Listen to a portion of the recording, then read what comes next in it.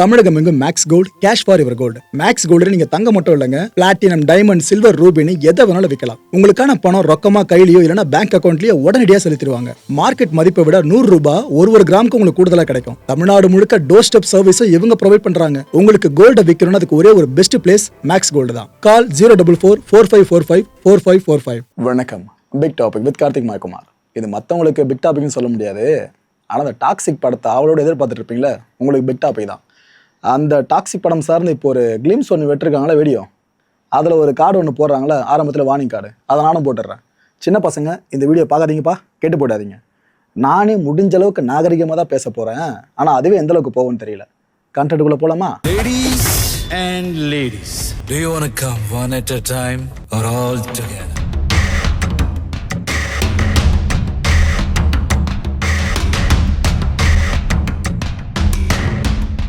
Toxic KGF புகழ் யஷ் இருக்கார்ல, அவரோட கரியரில் முக்கியமான படமாக இருக்கும்னு எதிர்பார்த்துட்ருக்கோம்.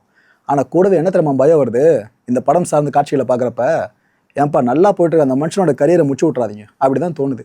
அந்தளவுக்கு தான் ஒரு ஃபோட்டோவாக இருந்தாலும் சரி, ஒரு வீடியோவாக இருந்தாலும் சரி வந்து விழுந்துக்கிட்டு இருக்கு. இந்த டாக்ஸிக் படத்தோட கிளிம்ஸ் ஒன்றத்தை வெளியிட்டிருக்காங்க. சரி, படத்தோட டைரக்டர் ஒரு பெண்ணாச்சு, பெண்களுக்கு முக்கியத்துவம் கொடுத்து இந்த படத்தை எடுத்திருப்பாங்க அப்படின்னு நினச்சி தான் அந்த கிளிம்ஸை ஓப்பன் பண்ணி பார்த்தோம். ஏற்கனவே டீசரை சம்பவம் பண்ணி வச்சுருந்தாங்களா, அதெல்லாம் கொஞ்சம் திருத்தி இதில் நல்ல விஷயங்களை காட்டுவாங்கன்னு நினச்சா, ஆஹா, இந்த கிளிம்ஸ் ஓப்பன் பண்ணும்போது இந்த ஸ்லைடை போட்டுடுறாங்க. கிட்ஸ் ஸ்டே அவே, நீங்கள் இந்த கிளிம்ஸை பார்க்காதீங்கன்றாங்க. சின்ன சின்ன பசங்க பேரண்ட்ஸ், அந்த குழந்தைங்களை பெற்றவங்க இருப்பீங்களே, நீங்களும் உங்கள் பசங்களை கொஞ்சம் தள்ளி வச்சுருங்க, இந்த கிளிம்ஸை பார்க்க விடாதீங்கன்ட்டு. கிராண்ட் பேரண்ட்ஸ், தாத்தா பாட்டிங்க, நீங்கள் உங்களோட பசங்களை தள்ளி வச்சுருங்க. அதாவது அவங்களுக்கு பிறந்த பசங்களை அவங்களுக்கே குழந்தை இருக்குன்னு அர்த்தம், அப்படி நீங்கள் எடுத்துக்கணும். அண்ட் கிரேட் கிராண்ட் பேரண்ட்ஸ், அதாவது தாத்தா பாட்டிலாம் முன்னாடி நீங்கள் ஓகே பார்த்துக்கலாம், ஆனால் உங்களோட ஓன் ரிஸ்க்கு அப்படின்னு ஸ்லைடை போட்டு தான் அந்த கிளிம்ஸ் வீடியோவை ஓப்பன் பண்ணுறாங்க. மக்களே உங்களுக்கு இதுலேயே தெரிஞ்சிருக்கும் இதுக்குள்ளே என்னென்ன இருக்க போகுது அப்படின்ட்டு. நான் ரொம்ப டீசெண்டாக தான் ஃபில்டர் பண்ணி உள்ளேருந்து ஸ்னாப் எடுத்திருக்கேன். ஆனால் அதுவே சில பேருக்கு முகசுழிப்பு ஏற்படுத்தலாம். அட் ஒரு ஓன் ரிஸ்க் சொல்லிவிட்டு நான் ஆரம்பிக்கிறேன். சென்சார் போர்டுக்கு சவாலான படமாக இந்த படம் இருக்க போதுன்றதுல மாற்று கருத்தே இல்லை. கேவிஎன் சென்சார், இது ஒரு பிரிக்க முடியாத காதல் கதை மாதிரி தான் போய்கிட்டு இருக்கு. அவங்க எடுக்கிற படம்னாலே சென்சார் கிடைக்குமா கிடைக்காதுன்னு ஏற்றி விட்டுறாங்க. ஜனநாயகன் படம் அது இப்போ தான் ஒரு வழியாக நல்ல செய்தி கிடச்சிக்கிட்டு இருக்கு. சென்சார் சர்டிஃபிகேட் இஷ்யூ பண்ணிட்டாங்கன்ற மாதிரி ஒரு தகவல் போயிட்டுருக்கு. இன்னொரு பக்கம் இந்த படம் என்ன ஆகுது தெரிலங்க, இந்த டாக்ஸிக்கு. ஏன்னா இந்த ஒரு படத்தோட கிளிம்ஸ் இப்போ வெளியிட்டிருக்காங்களே, இதில் ஆக்ஷன் சீக்வன்ஸை விட கில்மா காட்சிகள் இருக்குல்ல, அது ரொம்ப ரொம்ப அதிகம், ஹெவியாக இருக்குது. எனக்கே ஒரு கடத்தில் இந்த கிளிம்ஸை ஃபுல்லாக பார்த்து முடித்த பிற்பாடு, இது உண்மையிலேயே ஒரு பெரிய நடிகரோட படம் தானா, இல்லை ஏதாவது கொஞ்சம் அதுமாரி எடுப்பாங்க பாருங்க படங்கள், அதோட ட்ரெய்லரை பார்த்துட்டு உட்காந்துருக்கோமா நம்மளுக்கே தோணிடும். அந்த அளவுக்கு இருக்குது. ஒரு ஃப்ரேமும் அப்படி தாங்க இருக்குது. ஒட்டு மொத்தமாக அந்த கிளிம்ஸ் முழுக்க ஃபஸ்ட்டு ஃப்ரேம்லேயே பார்த்தீங்கன்னா எப்படி ஒரு ஷாட்டை காட்டுறாங்க. இது எப்படி தெரியுமா இருந்துச்சு, இந்த விக்ரம் கமல் சாரோட அந்த ஒரு சைட் ஃபேஸை மட்டும் ரிவீல் பண்ணுவாங்களே, ஆர்கேஎஃப்ஐ சார்ந்து நீங்கள் பார்த்துருப்பீங்க. அதை நீங்கள் அப்படியே கொஞ்சம் ஒயிட்டாக இந்த அலைகளோட சேர்த்து பார்த்தா அப்படிங்க இருக்கும். இப்படி இருக்கிறதில்ல, இந்த ஃபோட்டோ கொஞ்சம் திருப்பி வச்சு பார்த்தீங்கன்னா அந்த ஷேப் உங்களுக்கு கிடைக்கும். கிட்டத்தட்ட ஒரு ஆண் மாதிரி தான் இந்த முகத்தை வச்சு அவங்க ஆரம்பிக்கிறாங்களே. படத்தோட இயக்குனர் ஒரு பெண்ணு, ஆனால் ஆணாதிக்க டச் இந்த படத்தில் ஹெவியாக இருக்குன்றத ஃபஸ்ட்டு ஃப்ரேம்லேயே ரிவீல் பண்ணியிருக்க மாதிரி தெரியுது. எனக்கு புரிஞ்சது இவ்வளோ தான்.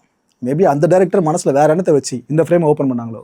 இந்த ஃப்ரேம் இருக்குல்ல, அப்படியே கொஞ்சம் க்ளோஸ் பண்ணி போனீங்கன்னாக்கா இங்கே மூக்கு மாதிரி ஷேப் இருக்குல்ல, அங்கே தான் ஹீரோவும் ஹீரோயினும் இருக்கா மாதிரி காட்டுறாங்க. சும்மா இல்லை, சில சில்மிஷங்களை பண்ணிகிட்டு இருக்க மாதிரி காட்டுறாங்க. பொதுவாக ஆண் பெண்ணை வருடி கொடுக்குற மாதிரி பார்த்துருப்பீங்க. ஆனால் இது ஃபெமினிஸ்ட் பேஸ் பண்ண படமாச்சு, பெண் டைரக்டராச்சு, பெண் ஆணை வருடி கொடுக்குற மாதிரி தான் இதில் காட்சியாக வருது. இவர் கிடந்து இருக்கிறது யஷ் தான் நினைக்கிறேன். அவங்களோட முதுகில் கோலம் போட்டுட்டு இருக்காங்களே, அவங்க இந்த படத்தோட ஹீரோயினாக இருக்கலாம். ஸோ இந்த ஒரு ஃப்ரேம்லேருந்து அப்படியே கிளிம்ஸ் கொஞ்சம் கொஞ்சமாக பில்டப் ஆகி போயிட்டுருக்குங்க. நினச்சிட்டேன், ஆஹா ஆரம்பமே இப்படி இருக்கே, கொஞ்சம் ஒரு மாதிரி சமாச்சாரமாக போக போக இன்னும் ஹெவியாக இருக்குமே நினச்சேன். ஏமாத்தலைங்க, ஹெவி தான் கொடுத்துருக்காங்க. யஷோட லுக்கு சும்மா சொல்லக்கூடாது, செம்ம மாசாக இருக்குது. லேடிஸ் அண்ட் லேடிஸ் அப்படின்னு இவரோட வாய்ஸில் ஒரு போர்ஷன் வருது பாருங்க, அதை கேட்கும் போது க்ரியேட்டிவாக இருந்துச்சு. பரவாயில்லையே மாசா கொண்டு போகிறாங்களா அப்படின்னு தோணுச்சு. நம்ம தான் தப்பான விஷயம் போல இருந்து படக்குழு அப்படின்ட்டு.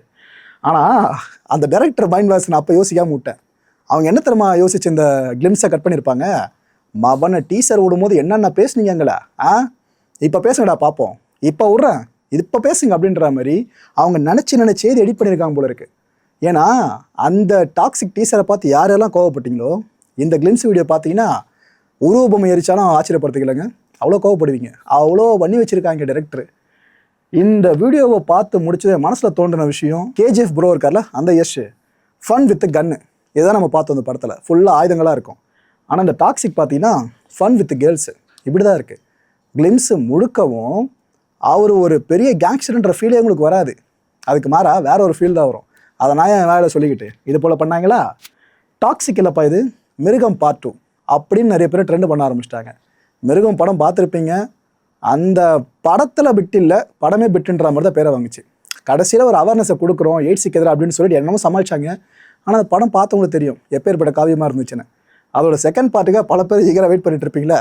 உங்களுக்கான ஒரு படம்ன்ற மாதிரி தான் பல பேர் சோஷியல் மீடியாவில் இப்படி பேச ஆரம்பிச்சிட்டாங்க.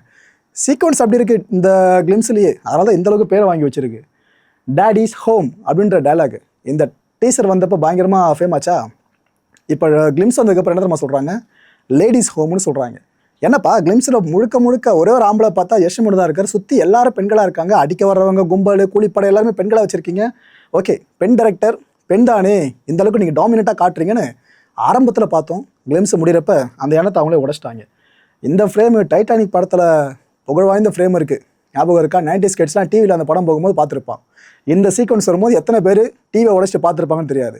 அந்தளவுக்கு ஒரு ஃப்ரேமை இதே கிளிம்ஸில் பயன்படுத்தியிருக்காங்க. ஹிட்டு படம் இல்லை ப்ரோ இது விட்டு படம் அப்படின்ட்டு சோஷியல் மீடியாவில் இன்னொரு பக்கம் எல்லாம் டாக்ஸு. நானாக பேசலைங்க, சோஷியல் மீடியா ஓப்பன் பண்ணி பாருங்கள். டாக்ஸிக்கை பற்றி என்னென்ன பேசிகிட்டு இருக்காங்க உங்களுக்கே தெரியும். யஷ்ஷை வச்சு மெகா பட்ஜெட்டில் ஒரு பிட்டு படத்தை எடுத்திருக்கீங்கன்னு ரசிகர்களே சொல்கிறாங்க. யஷ்ஷோட ஃபேன்ஸ் இருப்பாங்களே அவங்க வயலில் இந்த வார்த்தைகள் வந்து ஆச்சரியப்படுத்திக்கல. படத்தில் பிட்டு இல்லை ப்ரோ படம் தான் பிட்டுன்ற மாதிரி இன்னொரு பக்கம் உண்மையிலேயே தெரிக்க விட்டுற வீடியோ இதுன்னு சொல்லியிருக்காங்க. இதை நான் எக்ஸ்பிளைன் பண்ண விரும்பல மக்களே, புரிஞ்சிருக்கும்னு நினைக்கிறேன். இதில் ஒரு டயலாக் ஒன்று வரும். அப்போ இந்த ஃப்ரேமை ஓப்பன் பண்ணுறாங்க. காட் லெவல் கிரியேட்டிவிட்டினா இதுதான். ஆனால் அதை கூட எப்படி கொஞ்சம் நலிவு சொல்லியோடு காட்டுறாங்க பாருங்க. இல்லை உங்களுக்கு புரிஞ்சிடும் ஆனால் நான் டேரெக்டாக காமிச்சிட முடியாதுல்ல, அதனால் எப்படி புரிஞ்சுக்கணும்னு காமிச்சிருக்காங்க. மக்களே இது பப்ளிக் பிளாட்ஃபார்மாக இருக்கிறதுனால சுற்றி வளைச்சனால பேச வேண்டியதாக இருக்குது. புரிஞ்சிருக்கும்னு நினைக்கிறேன் உங்களுக்கு. Don't forget the predictable spectacle of men and their ஆம்பளை அண்ட் அவங்களோட புரிஞ்சிருக்கும்னு நினைக்கிறேன். ஓகே என்ன எக்ஸ்பிளைன் பண்ண விரும்பல. அப்ஜெக்டிஃபிகேஷன் ஆஃப் உமன் இந்த டேர்ம் இருக்குல்ல, இந்த டேர்ம் சார்ந்து மிகப்பெரிய எதிர்ப்பு குரலை பதிவு பண்ணுறது ஆண்கள் தான். ஏப்பா பெண்கள்னாலே ஃபுல்லாக இந்த காம இச்சைக்கு மட்டும் தான் பயன்படுத்துகிற மாதிரி விஷயமா, அவங்கள வெறும் பொருளாக தான் பார்ப்பீங்களா? தப்புப்பா, இதுதான் அர்த்தம் இதுக்கு. இந்த விஷயத்தில் ஃபுல்லாக எல்லாரும் சொல்லிக்கிட்டு இருக்கோம் அப்படி காட்டக்கூடாதுங்க அப்படின்னு. ஆண்கள் எடுக்கிற படங்களே பெண்களுக்கு அவ்வளோ முக்கியத்துவம் நல்ல நல்ல கேரக்டர்ஸாக கொடுப்பாங்க. ஆனால் இந்த அப்ஜெக்டிஃபிகேஷன் ஆஃப் உமன்ன்ற விஷயத்த ஒரு சான்றாக காமிக்க போகிற படம் தான் இந்த டாக்ஸிக் போல இருக்குது. அப்படி தான் கிளிம்ஸ் ஒன்று அதுக்கு இந்த ஒரு டயலாகே போதுங்க. டயலாக் பஞ்சாவது உள்ள ஒரு வாய்ஸர் போர்ஷன் வருது. அதுக்கு மேலே இந்த போல காட்சியை ஓவர்லேப் பண்ணுறாங்க. ஒரு ஆண் மேலே இருக்க மாதிரியும் கீழே ஒரு பெண்ணு அவங்க வாயில் துப்பாக்கி வச்சிருக்க இடத்த பார்த்தீங்களா? Okay right. டைரக்டரோட மைண்ட் வாய்ஸ் இருக்குல்ல, அதை கொஞ்சம் யோசிச்சு பாருங்கள். மாவனை முடிஞ்சால் தேட்டருக்கு குடும்பத்தை கூட்டு வாங்கடா பார்ப்போம் அப்படின்னு நினச்சவங்க எடுத்த மாதிரி இருக்குது இந்த படத்தையே. அதுக்கு சான்று இந்த கிளிம்ஸு. ஒரு காட்சி அப்படி தாங்க இருக்குது.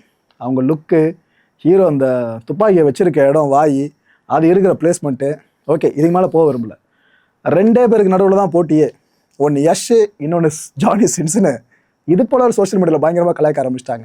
கேஜிஎஃப் படத்தெல்லாம் பார்த்துட்டு ஃபயர் விட்ட பசங்க நம்ம பசங்க என்ன மாரி ஆக்ஷன் தலைவன் பின்ட்ராப்லாம் அப்படின்ட்டு. ஆனால் அப்பேற்பட்ட யஷ்ஷை யார் கூட காம்படிஷன் சொல்லிட்டு இப்போ போட்டுட்டு இருக்காங்க பார்த்தீங்கன்னா. இது யாரோ ஒருத்தர் 2 பேர் பேசுறதில்ல. ஒட்டு மொத்தமாக நிறைய சினிமா ட்ரால் பண்ணுறவங்களும் சினிமா விமர்சகர்களும் இப்படி தான் பேசிக்கிட்டு இருக்காங்க. எப்படி போட்டி போட சொன்னால் யஷ் எப்படி போட்டி போட்டுட்ருக்காரு அப்படின்னு. நீங்கள் கேட்குறான் ப்ரோ ஏதோ கிளிம்ஸு டீசர் வந்து அதை வச்சு மொத்த படத்தை முடிவு பண்ணிடலாமா, முழு படம் வரட்டும் ப்ரோ அப்படின்ட்டு நீங்கள் கேட்கலாம். ஆனால் அந்த டிரெக்டர் படத்தில் என்ன இருக்குன்றது தான் கிளிம்ஸாகவும் டீசராகவும் கட் பண்ணி வெளியிடணுமா? அதானே கரெக்டு. அதுதானே எக்ஸ்பெக்டேஷன் இல்லாமல் மக்கள் இதாக இருக்குன்னு நினச்சி போவாங்க. ஆனால் அது வரைக்கும் பெருசாக ஷார்ட்ஸில் வந்த மாதிரி தெரியலையே. துப்பாக்கி சுடுற ஷார்ட்ஸை பெருசாக பார்த்த மாதிரி தெரியல. மாறா சரி ரைட்டு. இந்த ஒரே படத்தில் எத்தனை நடிகைகள் பார்த்தீங்களா? வேற ஒரு ப்ராஜெக்ட் இவ்வளோ பேர் கிடைப்பானான்னு தெரிலங்க. நயன்தாரா, கியாரா அத்வானி, தாரா சுத்தாரியா, ருக்மிணி வசந்த் அவங்களும் இருக்காங்க. உங்களுக்கு என்னமா இங்கே வேலைன்ற மாதிரி தான் பல பேர் ஷாக்காக பார்க்குறாங்க அந்த கிளிம்ஸை. இன்னொரு பக்கம் ஹூமா குரேஷி, இத்தனை பெண்களை வச்சு முக்கியமான நடிகைகள் இவங்களை வச்சு இவங்க டைரக்ட் பண்ணியிருக்க படம் தான் இது. ஒரு பெண் டைரக்ட் பண்ணியிருக்க படம் இது. ஆனால் கிளிம்ஸு டீசரில் இந்த அளவுக்கு பண்ணி வச்சுருக்காங்க. ஒட்டுமொத்த படத்தில் என்னென்ன பண்ணியிருக்க போகிறாங்களோ முழு நீள படம்னு கேள்விப்பட்டிருப்போல ஃபீச்சர் ஃபில்ப் அப்படின்ட்டு. இது எந்த நேரத்தில் சேர போதோ வெயிட் பண்ணி பார்ப்போம். யஷ் அப்புறம் கியாரா இந்த 2 பேரோட கரியர் க்ளோஸ் ஆகாமல் இருந்தால் சரிங்க. ஏன்னா இந்த படத்துக்கு ஹைப் பெருசாக போச்சு. இப்போ அந்த ஹைப்பை ஃபுல்லாக கீழே மட்டுப்படுத்துகிற வேலையை படக்குழு ஆரம்பிச்சிட்டாங்க. டீசர் கிளிம்ஸ்னு கட் பண்ணி வெளியே போட்டு அது ஃபுல்லாக விமர்சனங்களும் ஃபேஸ் பண்ணிக்கிட்டு இருக்கு. இதில் இந்த 2 பெரிய நடிகர் நடிகைகள் இருக்காங்களே, இவங்க கரியர் என்ன ஆக போதோ. படம் இன்கேஸ் ஹிட் அடிச்சிருச்சுன்னா தப்பிச்சாங்க. கொஞ்சம் சொதப்பினா கூட கரியர் க்ளோஸ்னு எல்லாம் முத்திர குத்த ஆரம்பிச்சிருவாங்க. வர ஆகஸ்ட் மாதம் 26ஆம் தேதி இந்த படம் ரிலீஸ் ஆக போகுது. அந்த ரிலீஸ் டேட்டையும் அந்த கிளிம்ஸ் வீடியோவில் அவங்க அனௌன்ஸ் பண்ணியிருக்காங்க. படம் பார்த்துட்டு எத்தனை பேர் வெறி பிடிச்சி தேட்டர்லேருந்து வெளியே வர போகிறாங்கன்னு தெரிலங்க. இது போல் காட்சியெல்லாம் பார்த்துட்டு ஏற்கனவே இந்தியாவில் மக்கள் தொகை அவ்வளோ பீக்கில் இருக்குது. எங்கே பார்த்தாலும் பாலியல் வன்கொடுமை அதுன்னு என்னென்னமோ கேசஸ் போய்கிட்டு இருக்கு. இதில் இன்னும் தீனி போடுற மாதிரி இது போல ஒரு விஷயம் வேறு. இதெல்லாம் பேசுறதுனால பூமன்னு நினைப்பீங்க. நம்ம வீட்டில் ஒருத்தவங்க பாதிக்கப்படுவாங்களே, அப்போ தான் அந்த வழி தெரியும். மக்களை இந்த கான்டென்ட்டை பொறுத்தவரைக்கும் நாமெல்லாம் சிந்திக்க வேண்டியது ஒரே ஒரு விஷயம் தான். ஒரு பெண் இயக்குனர் பெண்களை எப்படி பார்க்குறாங்க அப்படின்னா, அப்ஜெக்டிஃபிகேஷன் பண்ணுறாங்க அப்படின்னா, ஆண்கள்லாம் இன்னும் எப்படி பார்ப்பாங்க? இப்போ இது யோசிக்கிறானா இல்லையா? படைப்பு சுதந்திரம் இருக்குது, நான் இல்லைன்னு சொல்லலை. நம்ம நாட்டில் கருத்து சுதந்திரமும் இருக்குது, அதுவும் இல்லைன்னு சொல்லலை. ஆனால் வரையறைக்கு உட்பட்டதா எல்லாமே. பார்ப்போம், சென்சார் சர்டிஃபிகேட் இஷ்யூ பண்ணும்போது ஏவை போட்டு அதுக்கு மேலே ஒரு வட்டம், அதுக்கு மேலே இன்னொரு வட்டம், அதுக்கு மேலே இன்னொரு வட்டம்னு சர்டிஃபிகேட் ஃபுல்லாக வட்டம் போடுற மாதிரி தான் படத்தை எடுத்து வச்சிருக்க மாதிரி இருக்குது. இது ஹாலிவுட்டுக்கு நிகரான படம் இல்லைங்க. ஹாலிவுட் சினிமா கூட பார்க்காத ஒரு படம் அப்படி தான் இருக்கும் போல இருக்குது. பில்டப்பாக கொடுக்குறான்னு நினைக்காதீங்க. அதான் முதலே சொன்னாங்களே பல பேருமே, ரசிகர்கள்லாம் மெகா பட்ஜெட்டில் இப்படி ஒரு படத்தை எடுத்து வச்சிருக்காங்கன்னு. அந்த கண்ணோட்டத்தில் சொல்கிறேன். இதை பற்றி உங்களோட கருத்து என்னங்க? அடுத்த நிகழ்ச்சி சந்திக்கலாம். நன்றி, வணக்கம். தமிழகம் எங்கும் Max Gold, cash for your gold. Max Gold நீங்க தங்க மட்டும் இல்லைங்க, பிளாட்டினம், டைமண்ட், சில்வர், ரூபினி எதை வேணாலும் விற்கலாம். உங்களுக்கான பணம் ரொக்கமா கையிலயோ இல்லைன்னா பேங்க் அக்கௌண்ட்லயோ உடனடியாக செலுத்திடுவாங்க. மார்க்கெட் மதிப்பை விட 100 ரூபாய் ஒரு கிராமுக்கு உங்களுக்கு கூடுதலா கிடைக்கும். தமிழ்நாடு முழுக்க டோர் ஸ்டெப் சர்வீஸும் இவங்க ப்ரொவைட் பண்றாங்க. உங்களுக்கு கோல்ட விற்கணும்னா அதுக்கு ஒரே ஒரு பெஸ்ட் பிளேஸ் மேக்ஸ் கோல்டு தான். கால் 04445454545. என் நண்பர் மாயம் ஸ்டுடியோஸ் நேயர்களே, மாயம் பக்தின்னு ஆன்மீகத்துக்காக பிரத்யேகமா ஒரு சேனலை கொண்டு வந்திருக்கோம். மறக்காம சப்ஸ்கிரைப் பண்ணி அந்த சேனலுக்கு உங்களோட ஆதரவை மனப்பூர்வமா தெரிவிங்க. வணக்கம் மாயம் ஸ்டுடியோஸ் நண்பர்களே. மாயம் ட்ரெண்ட்ஸ் அப்படின்ற ஒரு புதிய ஃபேஸ்புக் பேஜை ஓப்பன் பண்ணியிருக்கோம். நீங்கள் யூடியூப்பில் பார்த்துட்டு இருக்கீங்களா நம்மளோட கான்டென்ட்ஸ்லாம். இதெல்லாம் விட ஒரு படி மேலே ரொம்ப கிறிஸ்பாகவும் ரொம்ப சூப்பராகவும் நிறைய கான்டென்ட்ஸ் உங்களுக்கு இந்த பேஜில் காத்துட்டு இருக்குங்க. ஸோ உடனடியாக ஃபேஸ்புக் பிளாட்ஃபார்ம் போங்க, மாயம் ட்ரெண்ட்ஸ்னு டைப் பண்ணி சர்ச் பண்ணி நம்ம பேஜை ஃபாலோ பண்ணுங்கள். அப்படியே நம்ம சேனலையும் நீங்கள் சப்ஸ்கிரைப் பண்ணிட்டீங்க அப்படின்னா இன்னும் நிறைய புது புது கான்டென்ட்ஸை உங்களுக்காக ப்ரொடியூஸ் பண்ணி கொடுத்துக்கிட்டே இருப்பாங்க. நீங்கள் பண்ணுற ஒவ்வொரு சப்ஸ்கிரிப்ஷனும் எங்களுக்கு பெரிய மோட்டிவேஷனாக அமையும்.